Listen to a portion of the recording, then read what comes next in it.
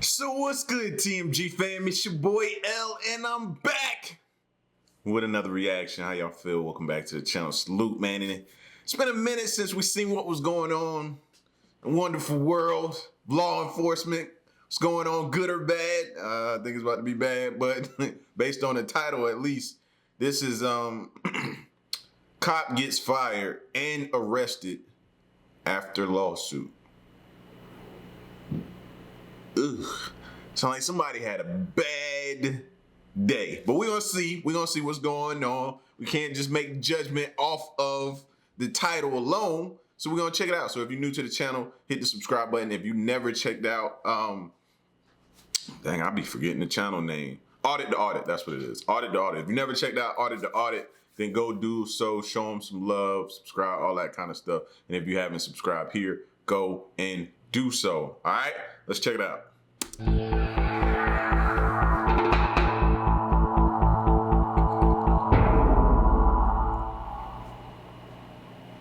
Disclaimer, always important. Welcome to Audit the Audit, where we sort out the who and what and the right and wrong of police interactions. This episode covers domestic violence, warrantless entries, and excessive force, and is brought to us by the K-Views channel. Be sure to check out the description below and give them the credit that they deserve. On the evening of September 21st, 2019, officers responded to a domestic violence call in Austin, Texas. Deputy Pereira with the Williamson County Sheriff's Office arrived on the scene and knocked on the door of an apartment where 20-year-old Skylar Leal lived with her boyfriend Eric Ramirez to investigate the call, which was made by one of their neighbors. Hey, let me talk to you real quick. Yeah. Do you need EMS? No, I'm fine. Come out here. Come out here. I really don't want to deal with y'all people. Alright, well, we'll make sure you're okay. I'm fine. 1636 County, we're code 4. She does not need EMS. So, what happened? Nothing. Look up for me. What's on your neck? What happened? Nothing happened. So, I have witnesses saying something happened. So, you're trying to protect him? No, I just really don't like dealing with y'all. I really don't want to deal with y'all. I really don't. Okay. So... I don't need to talk to y'all. I really don't. Do you have your ID on you or anything? No, I don't. So, what's your last name? She said, I really don't like dealing with y'all, okay? Okay. Where is the guy that allegedly, I mean, we don't. I don't know where he's at. I don't. So he left? He left. Does he live in this apartment No, complex? he does not. Y'all think he on the inside? I think he on the inside. I don't know. If I had to bet or bet some money, I'd say he's inside. I could be wrong though. You don't know which way he went? I don't know, and if I did, I wouldn't tell you. 1636K94. Dang! I don't know, and if I did know, I wouldn't tell you. Victim's advising she does not. Okay, that would have been the end of the call for me. She done already told me I don't like dealing with you. And now she don't want to give you no information. It's been nothing but sass. I'd have been done with the call right there. All right, I got as much information as I can. My body camera showing you she's unwilling to cooperate. I'm gone. I don't know which way he went. So, were y'all, I'm trying to figure out why your friends called the cops. What friend? Or your witnesses, whoever was over here that called us. Okay. So We got into an argument. Okay. That's it. Okay. It was nothing physical? Nothing physical. Where are the marks on your neck from? We got into my necklace right here. No, this right here. What is that from? Does it really matter? Yes. It doesn't. To make sure you're okay. I'm fine, ma'am. So- I'm fine. Like literally, I'm fine. Okay. I'm gonna be honest with you. I get a rash talking to y'all. I do not want to talk to you, and especially Williamson County. Y'all have a really bad reputation. I've bad encounters with y'all. I do not want I'm to. not gonna hurt you. I know you aren't, ma'am. Okay. So we need your cooperation. No, and I'm. Do you want to trying press do charges? this. I do not. And Okay. No, I do not. Is there anyone else in the My apartment with sister you? is here. Okay. Can I talk to her? Yes. Okay. Wait. You wanna no, go get? No, I really don't want you to talk. Okay. Well, It's none of her if she business. wants to talk to me, that I can talk to her. She does not want to talk. How do I know that? Because I told her that she had nothing to do with this. Okay, well, let me try to make contact with her. Do you want to go back inside for the time No, being? I don't. I really don't. Okay, It's well none then of- step over here No. for me. So what's the deal? What is your problem? I'm trying to figure out what's going I'm on trying here. to tell you, ma'am. She had nothing to do with this. I called her after because Who I called want the my. cops? I didn't call the cops. I'm asking who called the cops, guys. Those people, I don't know. You don't know them? I don't know them.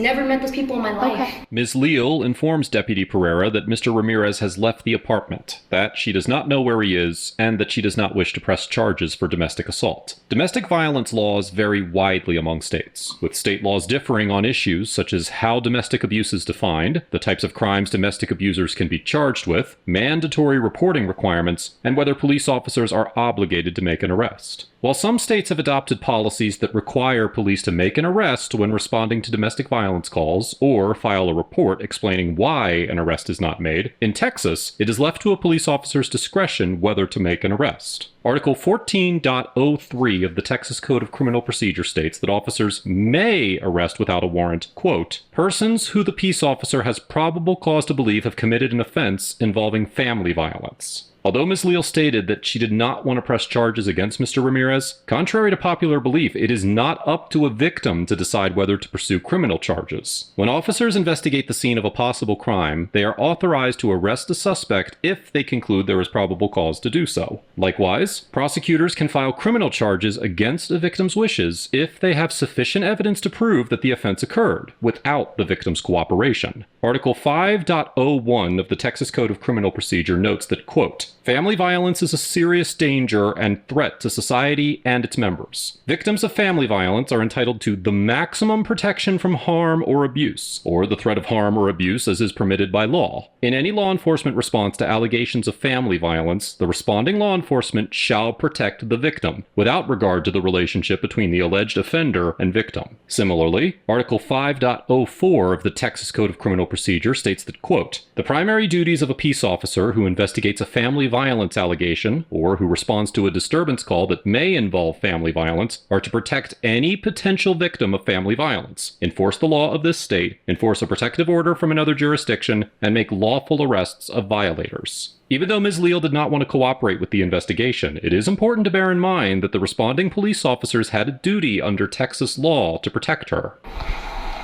That makes sense, though. You know what I mean? I'd have been just me early. I'm speaking out of frustration. You know what I mean? Like, you trying to help, and she just give me so much sass. But I get what he's saying too, because in the grand scheme of things, if you think about it, a lot of times these victims, they be like, no, I don't want to press charges. And then what happens? They end up dead, right? You hear stories about them going back to that person, and next thing you know, you seeing them in obituaries, or you hearing something else severe happen to them. And you know what I'm saying? So it's kind of like you protecting them from themselves. You know what I mean? They're in their own way, and they don't see what everybody else on the outside looking in sees. And a lot of time that ends up getting them hurt severely, or even worse than that. So after hearing that, yeah, that makes sense that the officer is continuing to push through the tension and the pushback from this victim. Clearly, she said she saw scratches and different things on her neck and stuff like that, and she's trying to make sure this victim is safe. So I got her name and date of birth. She doesn't want to be cooperative. I see some marks on her neck that might be fresh. She's saying she's denying medical attention. She said she didn't want to talk to us. Sister doesn't want to talk. They live in here. So she's like,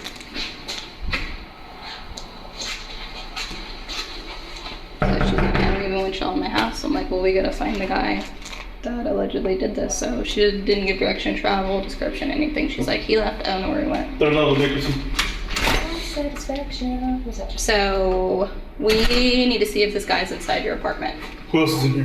My sister, no, I really don't. Deputy Lorenzo Hernandez, who was once featured on the reality show Live PD, arrives on the scene and tries to force his way into the apartment. Whoa. Ms. Leal protests his attempt to enter while standing in front of the door, and Deputy Hernandez grabs her by the throat and throws her to the ground. We will discuss the legality of Deputy Hernandez's use of force in a moment, but it should first be noted that a court would likely conclude that the officers did have the authority to enter Ms. Leal's apartment. The Fourth Amendment generally requires officers to have a warrant to enter a citizen's home without their permission. However, there are some exceptions to the warrant requirement, which include authorization to enter to protect individuals, such as domestic violence victims, from immediate harm. In the 2006 case of Georgia versus Randolph, the Supreme Court explained that, quote, "No question has been raised, or reasonably could be, about the authority of the police to enter a dwelling to protect a resident from domestic violence, so long as they have good reason to believe such a threat exists. Thus, the question of whether the police might lawfully enter over objection in order to provide any protection that might be reasonable is easily answered."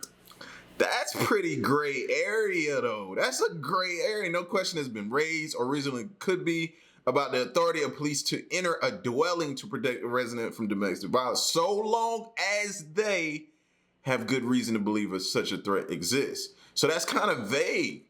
You know what I mean? He could have said, "Oh, I believe she's lying. There's a threat in there, and I need to make sure." You know what I'm saying? I wouldn't have went about it the way that he just explained that he did, choking her, throwing her to the ground. No. You know what I mean? But that is such a gray area, though. Yes. Although this case discussed situations where the perpetrator, rather than the victim, protested the officer's entry, courts often give officers wide latitude to enter dwellings when responding to domestic violence calls. For instance, in the 1989 case of State versus Green, the Supreme Court of Arizona held that because domestic violence calls commonly involve dangerous situations in which the possibility for physical harm or damage escalates rapidly, quote, "The call itself creates a sufficient indication that an exigency exists, allowing the officer to enter a dwelling if no circumstance indicates that entry is unnecessary." Likewise, in the 1994 case of People versus Higgins, the 4th District Court of Appeal of California determined that a warrantless entry was justified where officers responding to a domestic violence call were met by a woman who had a red mark under her eye. Even though she claimed she was alone and that the injury was from falling down some stairs, the court found that the officers reasonably believed she was lying and at risk of continued violence. Given this precedent, it is probable that a court would conclude that Deputy Hernandez had the authority to enter Ms. Leal's apartment without a warrant or her consent to ensure her safety. We came here to Y'all weren't even supposed to go into my apartment. Y'all with what? I'm literally gonna press charges on y'all. We have a possible felony. Possible felony? Yes. For what? For who? He's not here, I'm telling you. But you don't know where he went? I don't know where he went. Lee. Okay. Like what?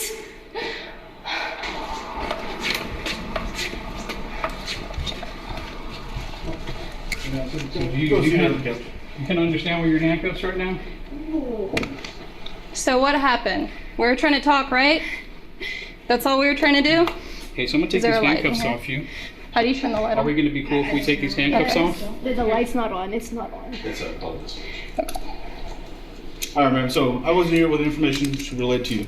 When we come to stuff like this, we're going to check for safety reasons, okay? We're gonna make sure he's not here and you're not hiding him. We understand you don't want to cooperate. We can't force you to do that. We get that. We understand that. But you don't do what you just did. Not when we show up for something like this.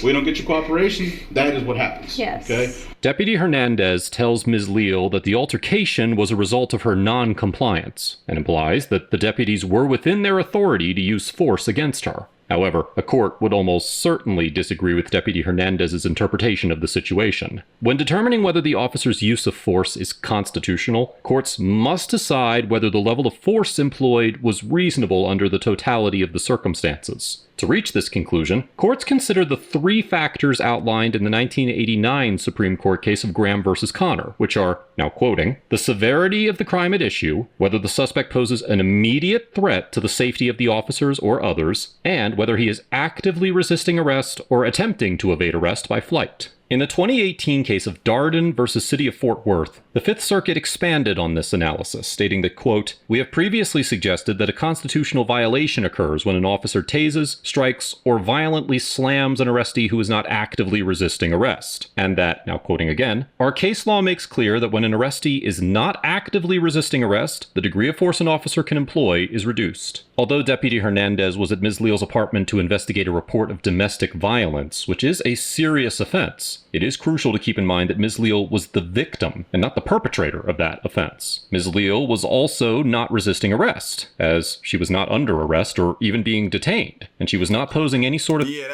I think that's the route he should have went in. You know what I mean? Like, listen, I need to get in here and check to make sure there's no threat to you and protect you from yourself.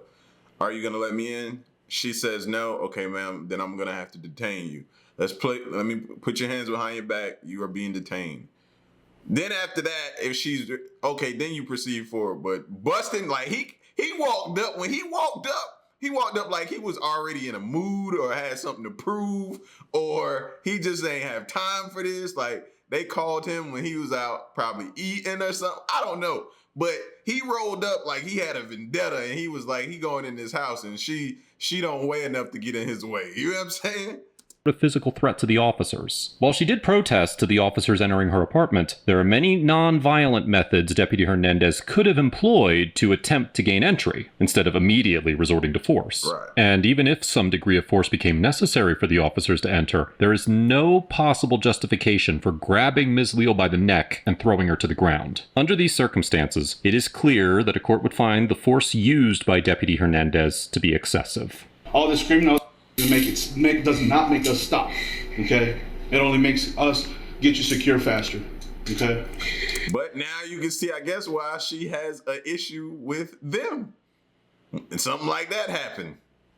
She clearly stated in the beginning, every time I deal with, which is crazy, but I think how much did she deal with police? That's a whole conversation for another discussion.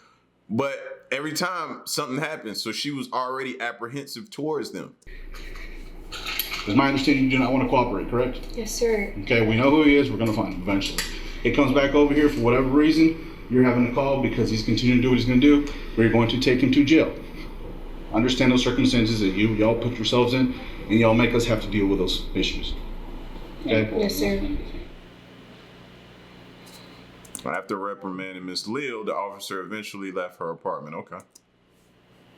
Then Sheriff Robert Shodey ordered an internal investigation into the altercation, and Deputy Hernandez was suspended for 1 day as a result. He was promoted to detective 2 months later, but in January 2021, Deputy Hernandez resigned when former Sheriff Shodey left office after being defeated by current Sheriff Mike Gleason. On May 17, 2021, former Deputy Hernandez was charged with official oppression and assault for the force he used against Ms. Leal. And on September 20th, 2021, Ms. Leal filed a federal lawsuit against Mr. Hernandez and the Williamson County Sheriff. So it didn't even happen right away. Y'all see the timeline? Hold on.